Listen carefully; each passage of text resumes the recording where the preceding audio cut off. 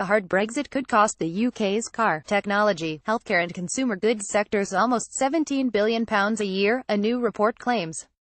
Published just a day after Theresa May set out the details of what a no-deal scenario would look like for trade, the Baker McKenzie report argues this option would be hugely damaging for the four sectors which make up 42% of the UK's manufacturing GDP and 45% of manufactured exports to the EU.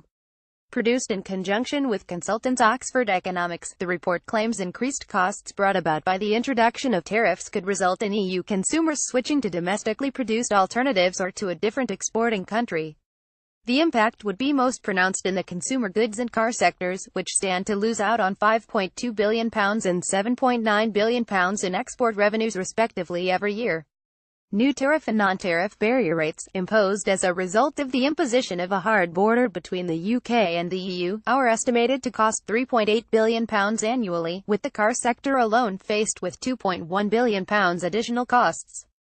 The report claims the cost of non-tariff barriers, which include new compliance paperwork and other administrative requirements, can match or even outstrip the tariffs themselves in some sectors, such as healthcare.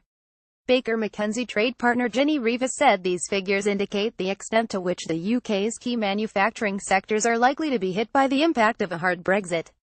You can understand why there is now mounting pressure for the UK to negotiate new customs arrangements for post-Brexit trade with the EU and for companies to work with their industry groups to help shape future trading relations with the EU.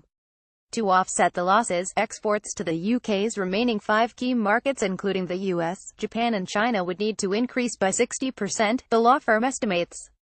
And while the impact will be felt in both the UK and EU, Baker McKenzie warned it would be significantly greater in the UK.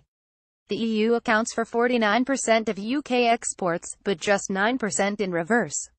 This demonstrates that the UK is highly dependent on the EU and, as a result, the proportionate decline in UK exports will be 4 times the decline in EU exports in these sectors, even before taking into account increased trade within the EU 27, the report claims.